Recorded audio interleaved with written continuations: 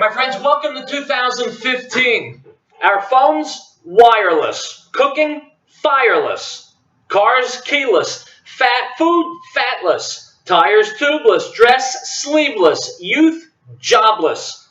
Leaders, shameless. Relationships, meaningless. Attitudes, careless. Babies, fatherless. Feelings, heartless. Education, valueless. Children, mannerless. Country, godless. We are speechless. Government is clueless. And our politicians are worthless.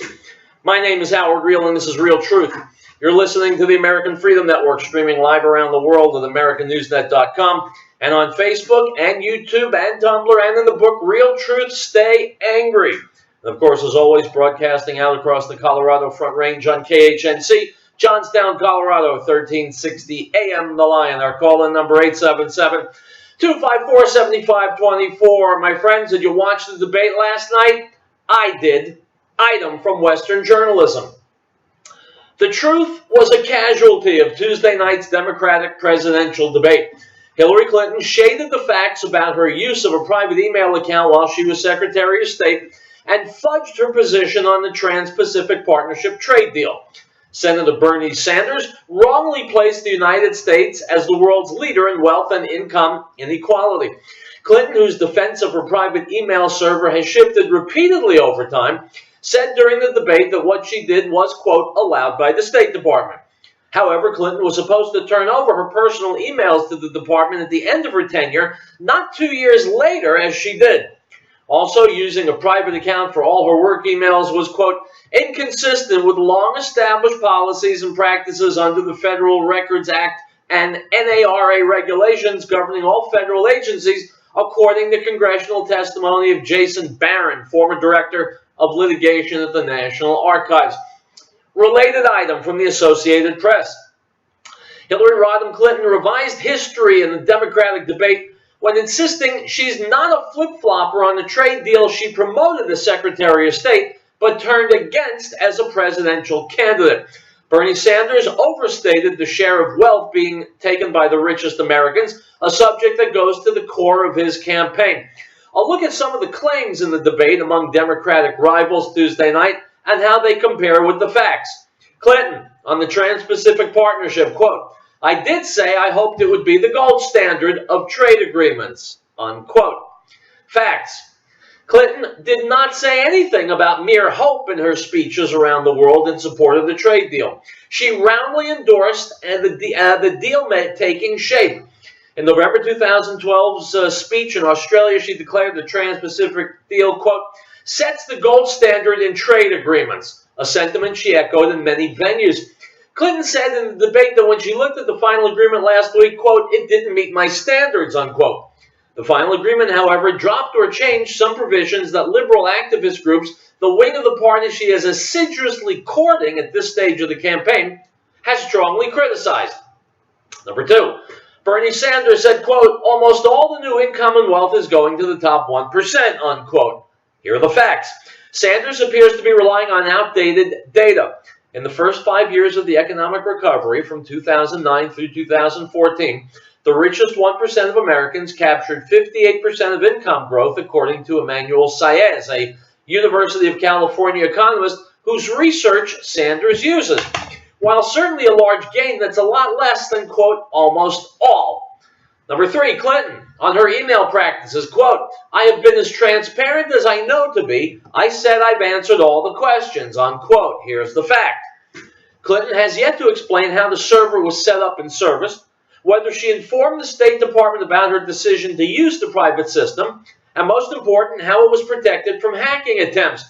Russia-based hackers tried at least 5 times to trick her into infecting her computer system with malware in 2011, the Associated Press learned, and her server was hit by attempted cyber intrusions in 2014 from China, South Korea, and Germany. Her server also was connected to the internet in ways that made it more vulnerable to hackers, but her campaign has repeatedly declined to address these details. Sanders said, quote, make every public college and university in this country tuition free. Clinton said, my plan would enable anyone to go to a public college or university tuition free. You would not have to borrow money for tuition. Here are the facts. Free for the students, but someone else has to pay. Clinton and Sanders both would shift more college costs onto taxpayers and away from parents and students. Sanders' plan would cover tuition and fees of public universities, a $70 billion annual expense, with the federal government picking up 2/3 of that tab by taxing trading in the financial markets. Students would still be on the hook for room and board costs that averaged $9,804 according to the College Board. The Clinton plan is bound to cost more than the $35 billion per year over 10 years projected by her campaign. This is because more students would probably switch to public universities on the potential to graduate without debt, raising costs for the government and potentially leaving many modestly endowed private institutions in the lurch. Quote, Sanders said, what we need to do is raise the minimum wage to $15 an hour. Fact, that might boost pay for many workers, but as with college tuition, there's a cost. His plan would probably cause many low-wage employers to outsource or automate some jobs. Clinton, on her Syria strategy as Secretary of State, quote, what I said was that we had to put together a coalition, and yet, yes, it included Arabs, people in the region, because what I worry about is what will happen with ISIS gaining more territory. Fact, Clinton is ignoring much of the context of her coalition-building effort in Syria. It was designed to push Syrian President Bashar Assad from power, not target the Islamic State or other extremist groups fighting among the opposition. As Secretary, Clinton helped spearhead meetings of the U.S. and various Arab and European countries frustrated by the escalating conflict in Syria. At the time, the Islamic State did not exist, but Al-Qaeda and other terrorist groups did. And even as they gained a foothold and became increasingly prominent among the anti-Assad rebels, the coalition Clinton worked on did not come up with a military plan for combating them. Unquote. My friends, as you can see, both Sanders and Clinton lie. They are both inept, especially Hillary Clinton. And by the way, free this or free that, my friends, you and I know there's no such thing as a free lunch or free tuition. So when Bernie Sanders and Hillary Clinton say they want college to be free, what they're really saying is you are a horse's ass because you believe them. Not only won't college be free, but guess what? You are going to pay for it. It's Wednesday, and it's Riell Truth. I'll be back.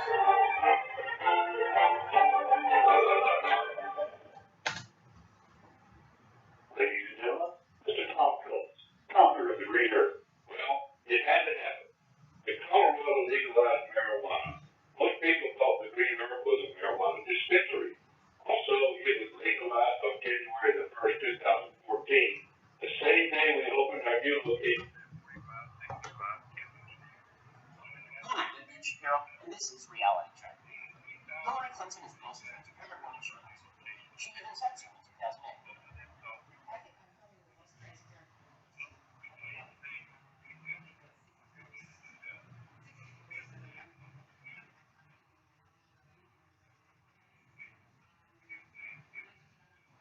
Reality Check.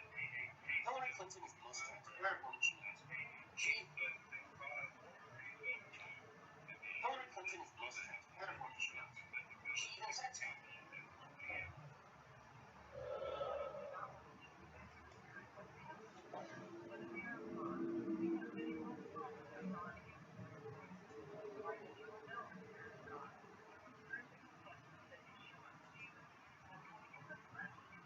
Hi, Martin.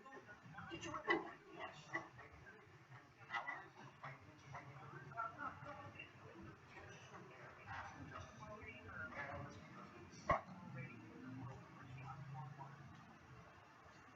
People of the United States.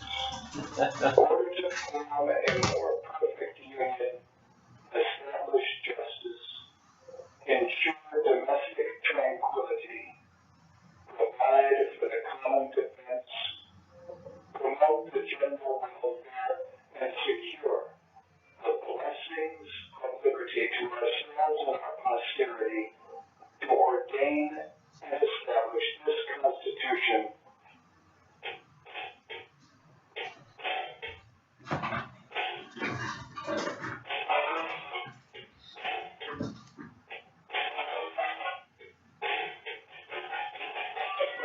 All right. We're back. Howard Riell. The show is called Riell Truth. Now, I said before that Hillary Clinton lies. Okay?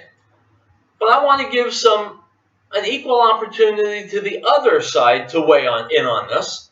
And so here's Ben Shapiro of Truth Revolt talking about, all right, well, she's talking about how Hillary Clinton lies. You got me. And this is Reality Check. Hillary Clinton is the most transparent woman she knows. She even said so in 2008. I think I'm probably the most transparent.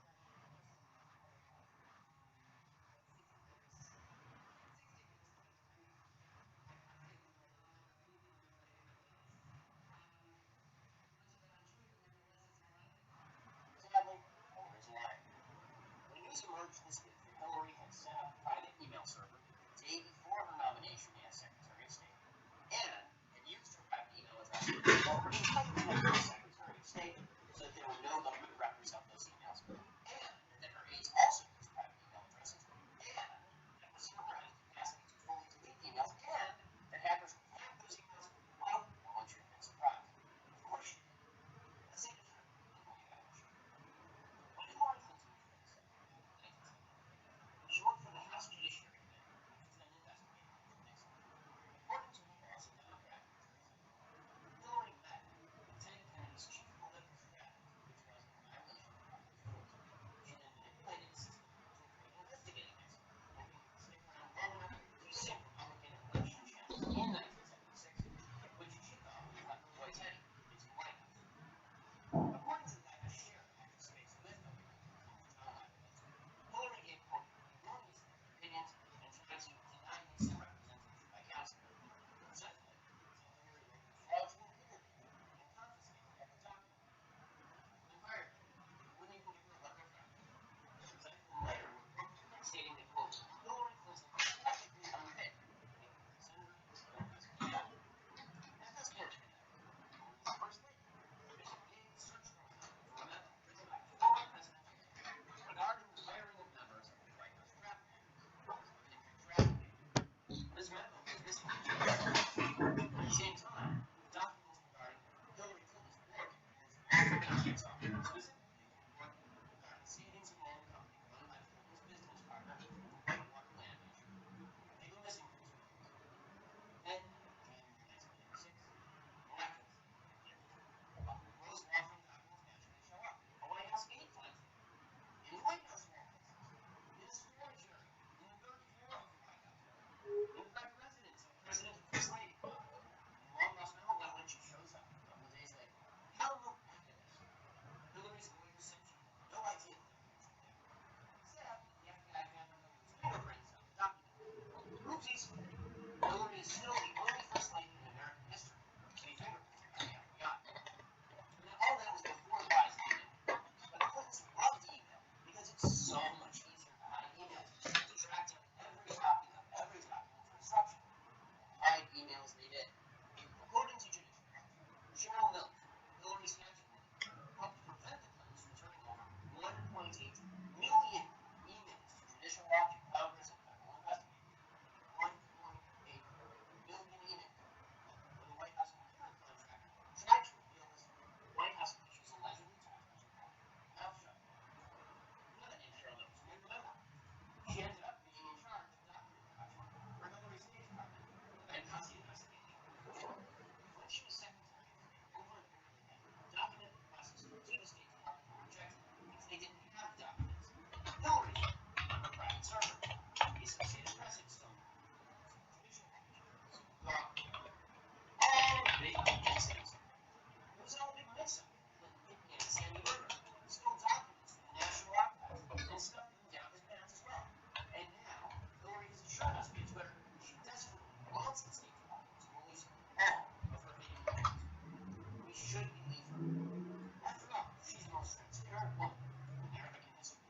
At least, most transparently corrupt.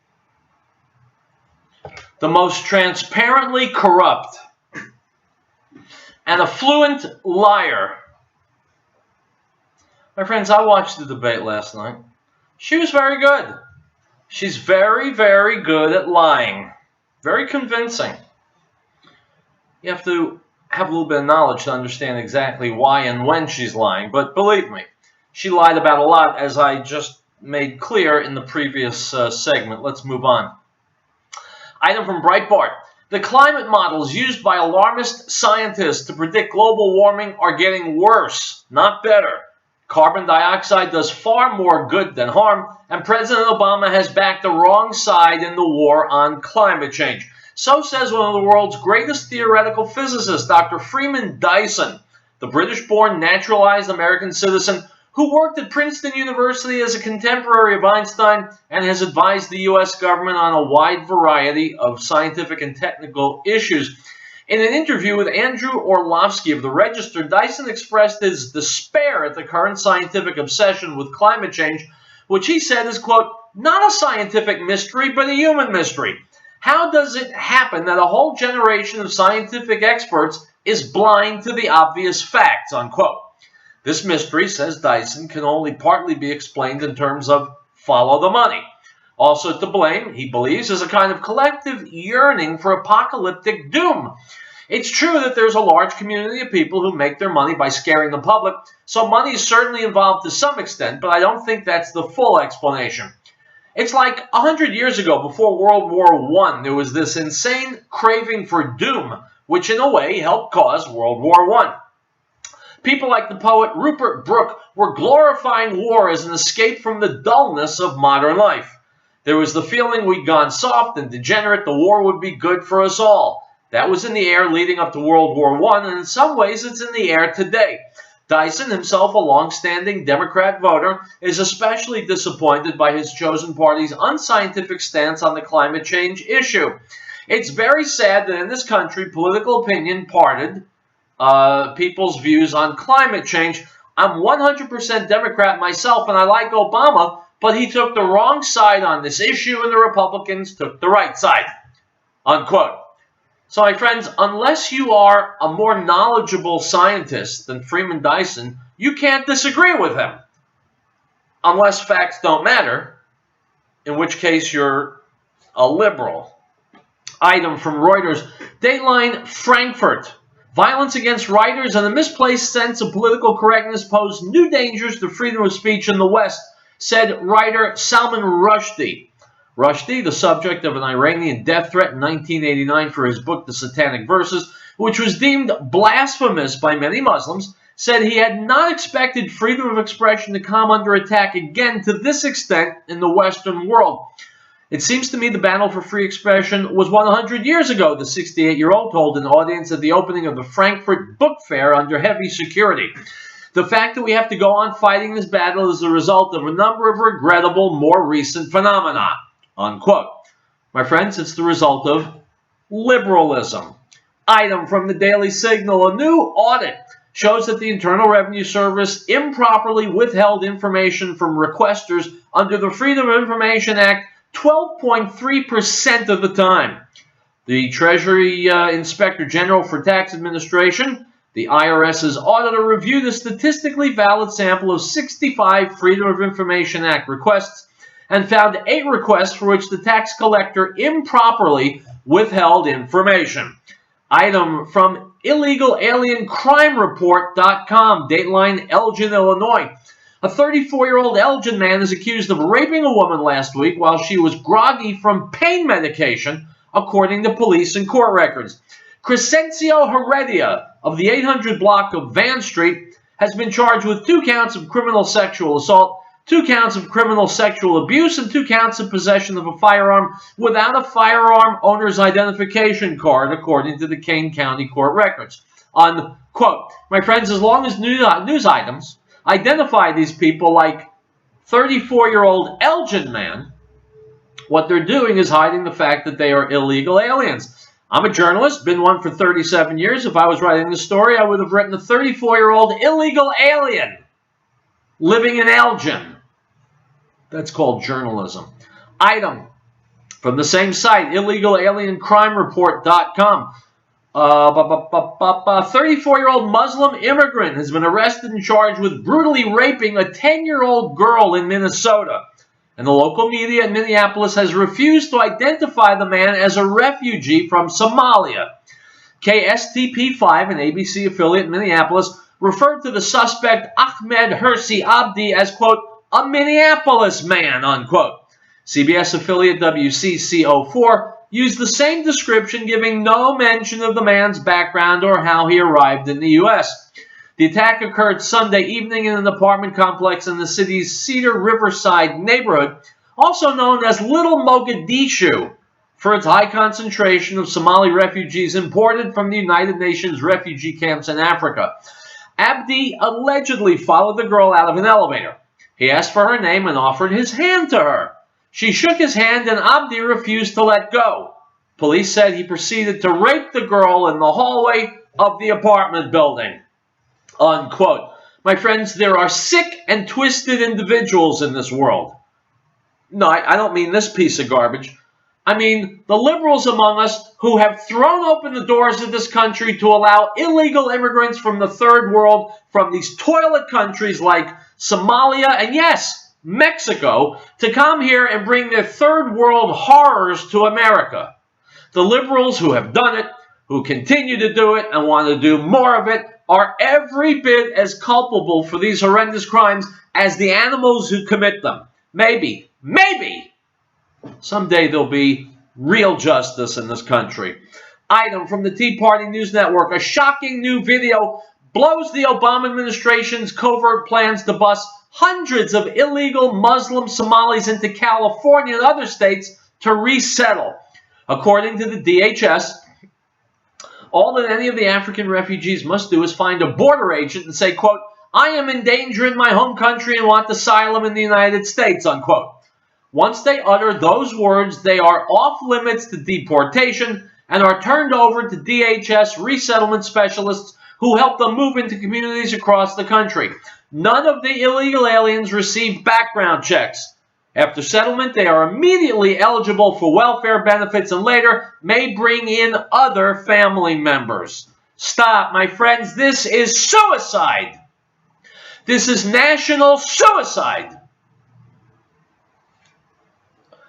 I could spend the entire hour on the air talking about just this one article and never run out of things to say.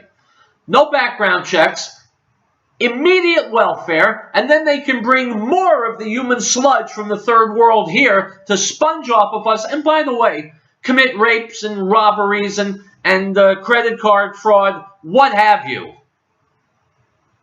It's insanity. When did America lose its sanity? I can tell you that's a question I can answer. When liberals got political power in this country, when we, the American voter, was stupid enough to turn control of our government over to liberals, that's when sanity went out the window. It was replaced by typical liberal thought processes, which is utopia. Something is true because I want it to be true. This program will be fine because I want it to be fine. Does it square with reality? Don't bother me. What are you, a racist, a homophobe, a bigot? That's liberalism. And that is the cancer that is churning in the guts of America and leading to this atrocity.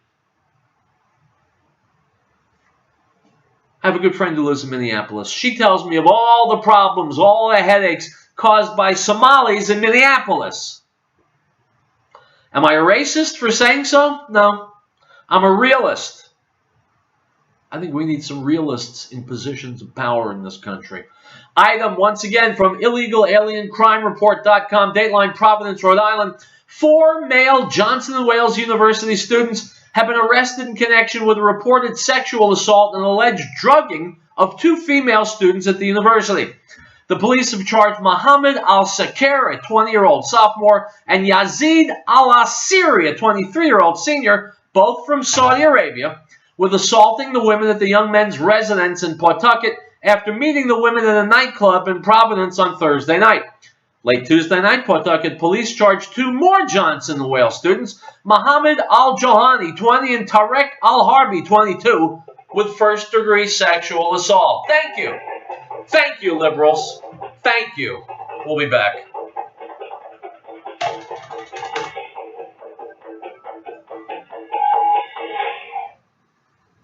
If catastrophe struck, would your family be prepared? Are you confident you wouldn't react in a panic? Is there one place to get all of your emergency supplies? Paris Survival encourages you to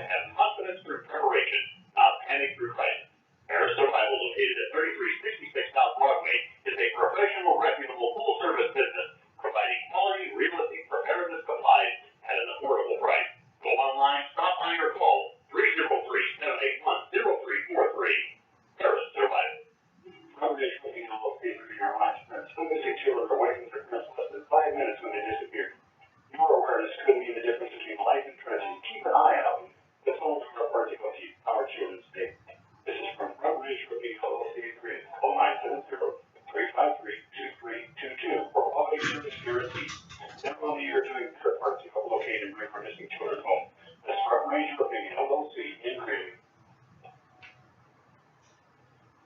Great Lakes Power has been providing reliable electrical power systems in the Rocky Mountain area since 1992. Our systems rely on the sun to help make you self-reliant for your power needs. Solar energy can be scaled to fit any situation, from complete power independence to backup power for the short term. Our expertise focuses on standalone power, but we have extensive experience with utility interactive systems as well. Custom tailored capabilities as modest as emergency lighting all the way to commercial scale power. Great Lakes Power is a full service company. We service everything we sell. We provide and design turnkey packages, custom design system, and parts for do-it-yourself. With more than 20 years of specialized experience at your disposal, let us know what your power concerns or goals are. Reach us by phone or the internet. Call 303-239-9963. That's 303-239-9963. Or go to GreatPlansSolar.com. And the word-making flesh is both among us, and we behold his glory, the glory as of the only begotten of the Father, full of grace and truth. John bore witness of him and cried out, saying, This was he of whom I said, He who comes after me is preferred before me, for he was before me. The Gospel of John, chapter 1, verse 14 and 15.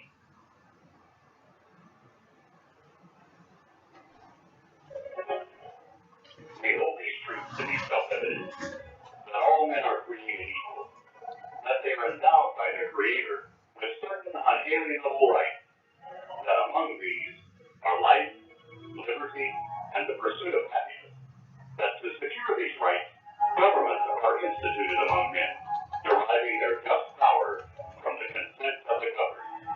This is the America News Network.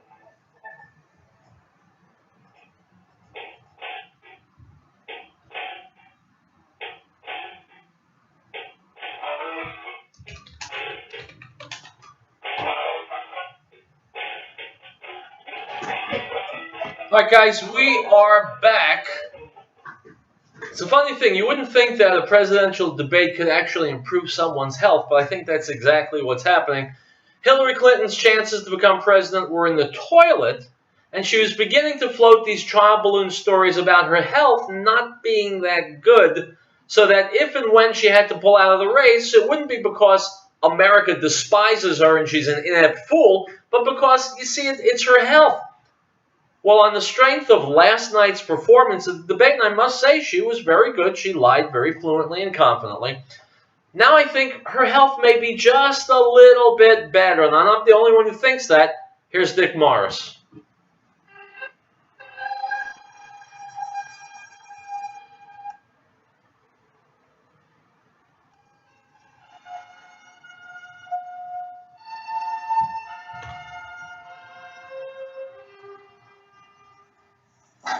With it today, with that quiet, it was that's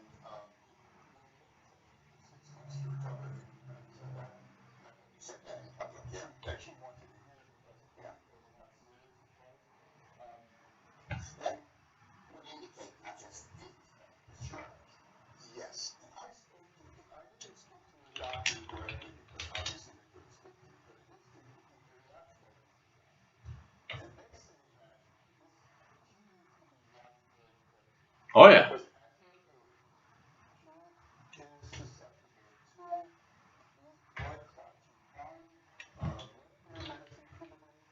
She has trouble sleeping at night. She's racked by insomnia.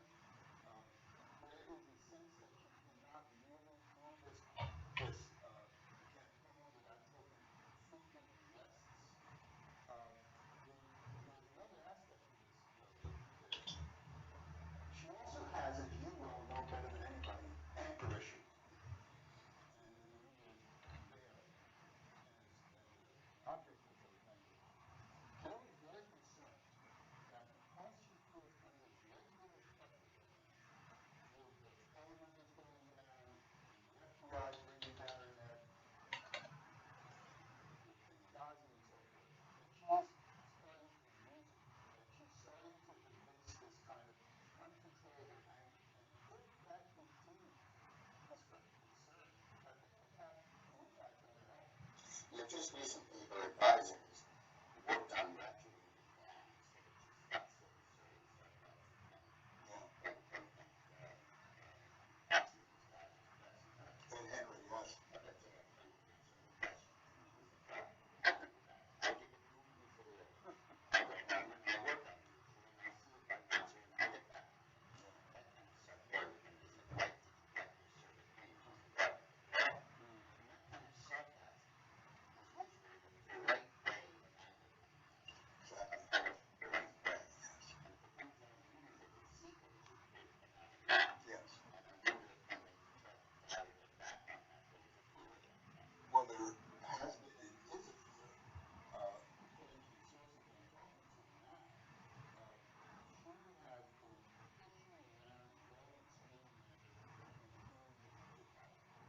the sources that I'm talking to now, she has been pushing around low extreme anger in things that you could have manifest in very, very intense, very low levels.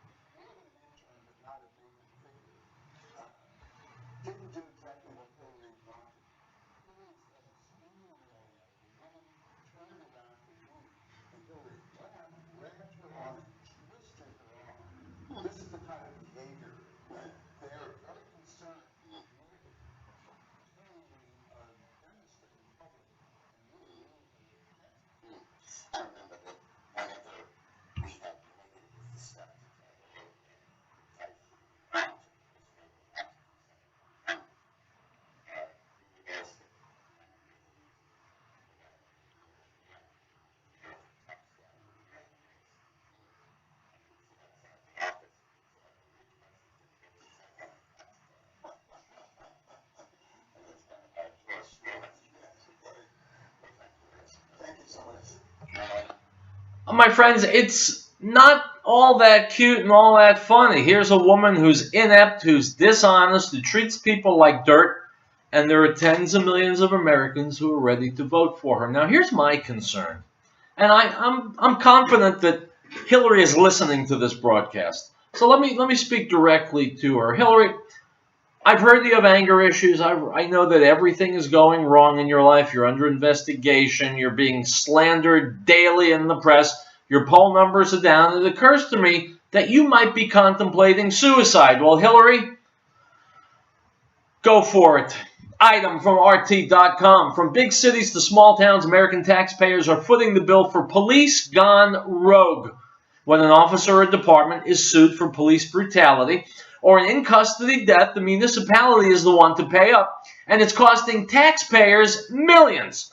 Property taxes that would otherwise be used for schools, recreation centers, fixing potholes, cleaning up graffiti, and other problems are instead being spent on lawsuits and settlements claiming police abuse or neglect. Inkster, an impoverished suburb in Detroit, Michigan, is issuing a one-time property assessment of nearly $200 levied on its residents' properties to cover settlements in police brutality cases, RT's Manila Chan reported, unquote. So, my friends, it appears that a lot of cops have the same anger issues that Hillary Clinton has. Let's just thank God Hillary doesn't carry pepper spray and a taser with her. Item from freedomoutpost.com. Eyewitness from a Munich hospital, quote, A friend in Prague has a friend who, as a retired physician, has returned to work at the Munich area hospital where they needed an anesthesiologist. I correspond with her, and she forwarded me her email. Yesterday at the meeting, at the hospital, he had a meeting about how the situation here and at other Munich hospitals is unstable. Clinics cannot even handle emergencies, so they're starting to send everything to the hospitals. Many Muslims are refusing treatment by female staff, and we women are refusing to go among those animals, especially from Africa. Relations between the staff and migrants are going back from bad to worse. Since last weekend, migrants going to the hospitals must be accompanied by police with canine units. Many migrants have AIDS, syphilis, open TB, and many exotic diseases that we in Europe do not know how to treat. Unquote. Lovely. It's a cocktail that's headed our way. We'll be back.